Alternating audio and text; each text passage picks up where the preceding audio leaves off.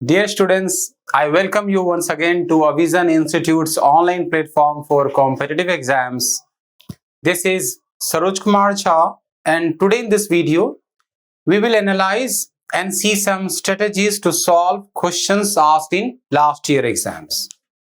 Actually, last year matlab exam was conducted in April this year. Now, as I said, before we start learning the strategies and approaches and guidelines, you should be aware कि how do they ask questions, what should be our stronghold, है ना?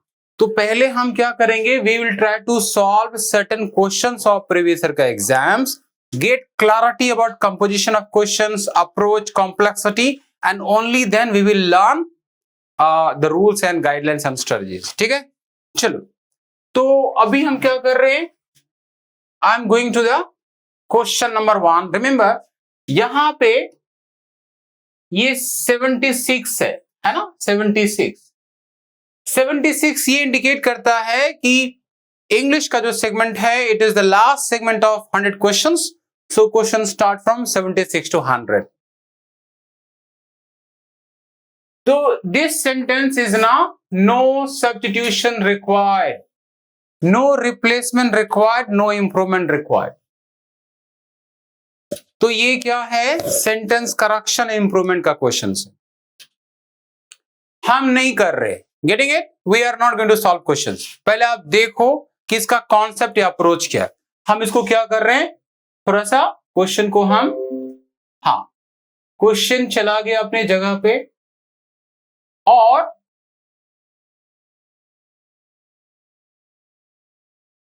ठीक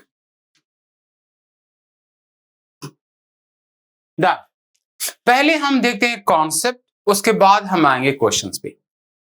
SSC CGL के exam में one concept जो बहुत frequently आएगा exams में, खास करके क्वेश्चंस लाइक एरर डिटेक्शंस और सेंटेंस इंप्रूवमेंट, वो है the rule of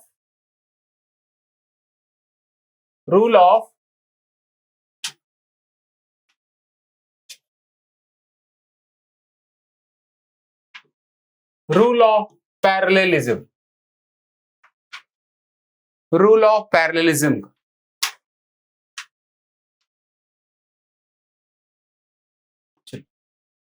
what do you mean by rule of parallelism? अगर मैं ये कहूं कि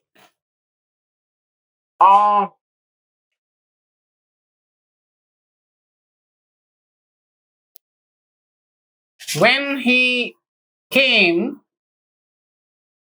to me, he is worried. देखो तो, और यहां पे अंडरलाइन किया, बोलेगा correction, no correction. He is worried, he singular subject है. ही क्या है, he is a singular subject. What is is a singular verb. तो भाई सिंगुलर सब्जेक्ट सिंगुलर वर्ब, ये तो ग्रामेटिकली करेक्ट लग रहा है. नाउ यू हैव टू सी कि is this sentence grammatically correct. मुझे तो नहीं लग रहा, मुझे तो ये करेक्ट लग रहा है बिकॉज ही सिंगुलर है, सिंगुलर वर्ब इज है. फिर भी ये सेंटेंस गलत क्यों है? बिकॉज यहां पे व्हेन ही केम, क्या केम इंडिकेट्स कौन सा टेंस, पास्ट टेंस. तो according to rule of parallelism, if one clause of sentence indicates past, second clause has to be in past only. तो अब जो ये second clause या second part है, ये भी किसमें चाहिए, it must be in the past tense, only then it's a grammatically correct. तो इसको आप कैसे improve करोगे, इसको replace करके was से, he was worried. When he came to me, he was worried. समझ में आ गया? This is called rule of parallelism. तो रूल ऑफ पैरेललिज्म में क्या केयर करना है, जल्दी से देख लो, टाइम कम है.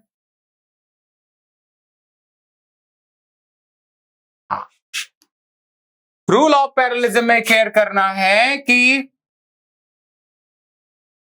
प्रेजेंट टेंस, अगर किसी पार्ट में प्रेजेंट टेंस है, present tense is followed bye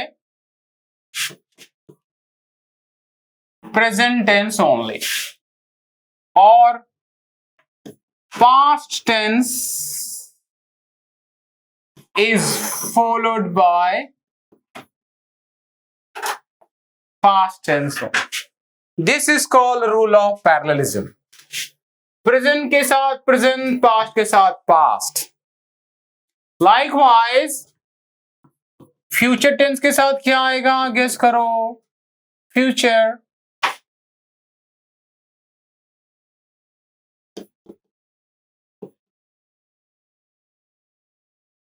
ठीक, प्रेजेंट के साथ प्रेजेंट, पास्ट के साथ पास्ट, फ्यूचर के साथ फ्यूचर नहीं आता, कभी नहीं आएगा। अगर इसके पहले कोई कंडीशन लगा हो तब तो और भी नहीं आ सकता, कभी नहीं आ सकता।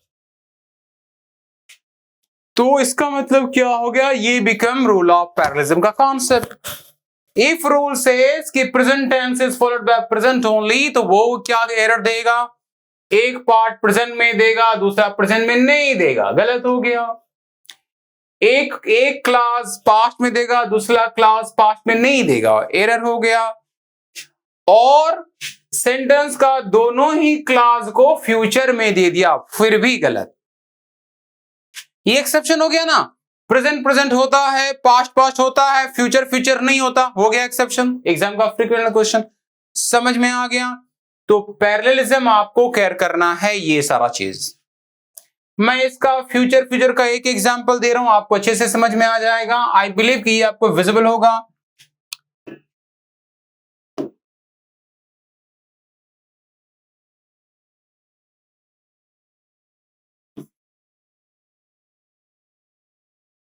When he will get a job,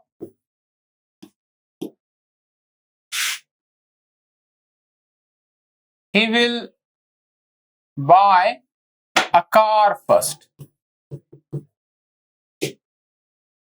When he will get a job, he will buy car first. Error, no error.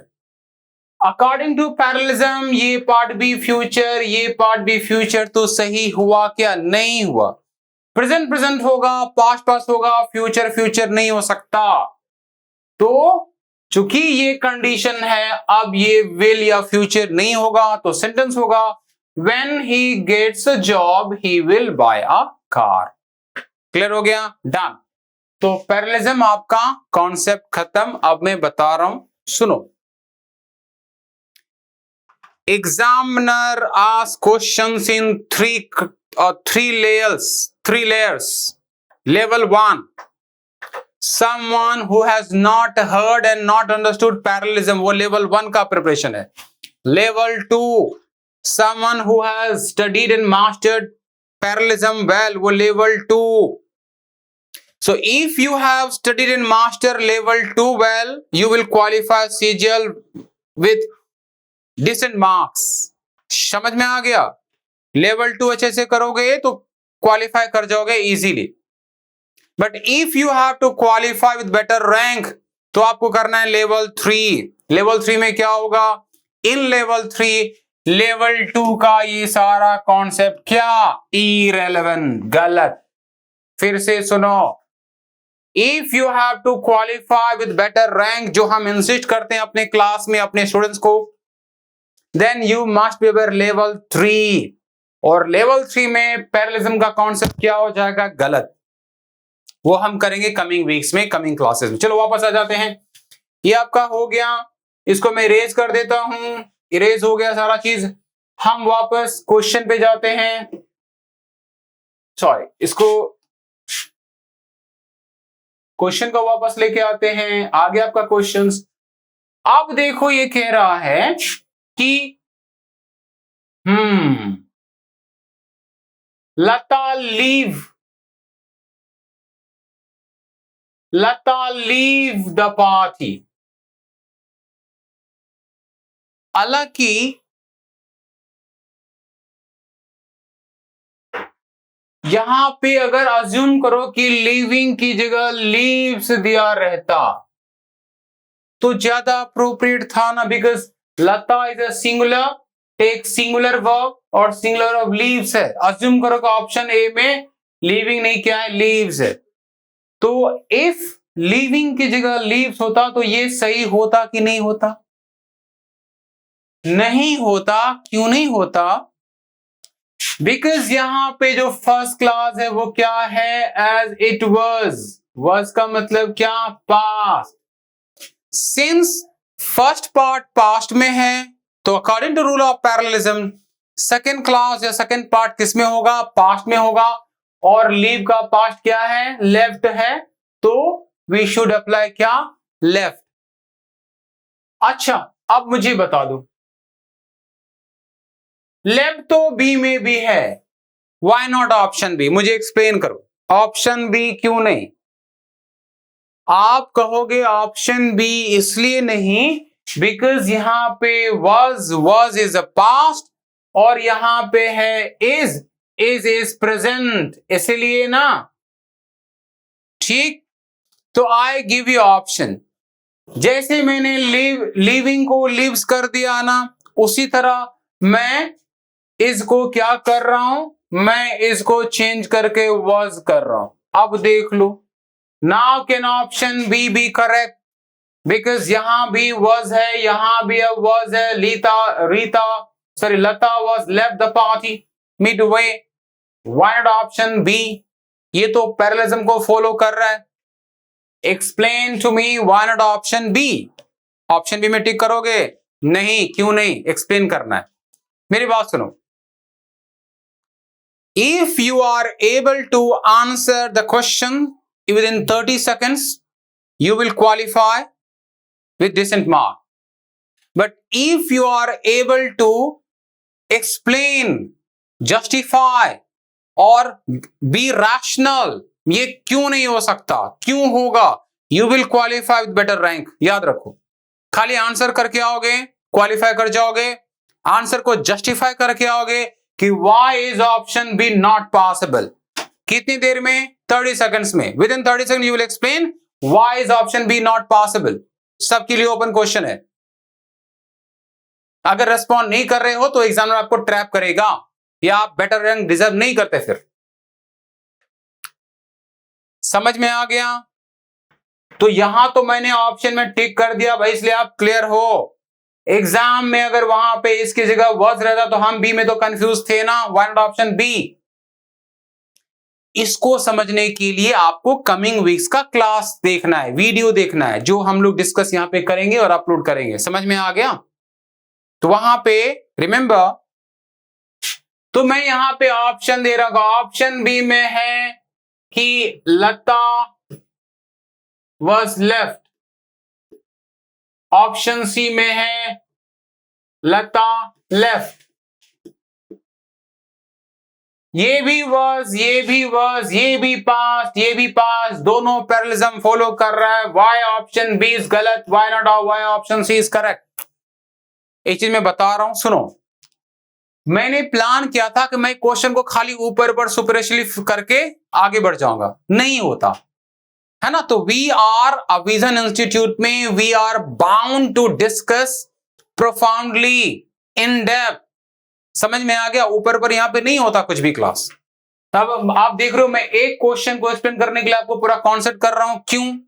Because if you do with rationalism logic तो पिछला 25 साल का क्वेश्चन ट्रबल नहीं कर रहा मुझे। चलो वापस आते हैं, एनफ हो गया इसके लिए। Move on to the next question. एक इडियम आया है कैट्स पा। पा का मतलब पंजा होता है। तो ऑप्शन में है person used as a tool by another, the most important attribute, move at a fast pace, attack someone. क्या करो? Cats paw. सुनो, if you have seen a cat ना, खास करके जो यूट्यूब पे वीडियोस वगैरह रहता है, वहां पे she moves her paw very quickly. ऐसे से करके, ऐसे ना, she keeps thumping like this.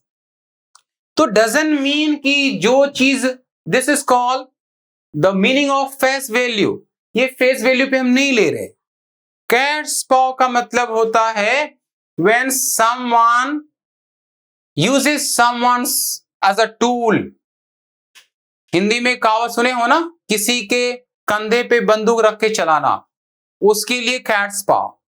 Pakistan is nothing but cat's paw of the US. समझ में आ गया? तो इसीलिए सबसे अप्रोप्रिएट मीनिंग क्या है? Option A, using someone as a tool. Next question में देखो क्या है. It's a one word substitutions for footed animal. ये बाय का मतलब होता है twice, bite, bi weekly, twice a week. ये क्वाड देख रहे हो ना, क्वाड का मतलब ही 4 होता है. क्वाड का मतलब 4, तो कहां टिक करोगे? क्वाड्रूप्ड में. Option C. ये वन वर्ड सब्स्टिट्यूशंस का है. मैं बता दूं, वन वर्ड सब्स्टिट्यूशंस में we will let you know कि क्या क्या करना है, कैसे करना है. चलो आगे बढ़ते हैं, कमिंग वेज में करेंगे. क्वेश्चन नंबर 579 सेज, ये है एरर लोकेशन का questions. I find that I get my self tired very easily these days. I get my self tired, ये पता है गेट का मतलब क्या है? गेट का मतलब है, गेट का मतलब when you do yourself. I got injured का मतलब I did injury to myself. तो usually I get myself, ये देखो क्या है, आई फाइंड प्रेजेंट है, यहां भी parallelism. If first class present में है, second class has to be in present only. तो किस पार्ट में एरर है? एरर इस पार्ट में है. आई गेट माई सेल्फ टायर्ड मतलब एज अ हैबिट. ये नॉय दीज डेज का मतलब एट प्रेजेंट. तो अप्रोप्रिएट होगा कि आई गेट माई सेल्फ के बदले इफ यू से I am getting my self tired ना, इट सीम्स अप्रोप्रिएट. कैसे इंप्रूव करना था? I find that I am getting my self tired. तो ये क्या हो गया? ज्यादा अप्रोप्रिएट. तो एरर किस पार्ट में हुआ? देखो ऑप्शन ए में. नेक्स्ट क्वेश्चन जल्दी से देख लेते हैं. Very good. ये मैंने फर्स्ट वीडियो में भी इंडिकेट किया था ना. ये क्वेश्चन है आप रीअरेंजमेंट का, सेंटेंस रीअरेंजमेंट का. तो सेंटेंस रीअरेंजमेंट का मैंने बताया था स्टेप नंबर 1 में क्या करोगे? सबसे पहले लोकेट प्रोनाउन कि प्रोनाउन कहां कहां यूज हुआ है.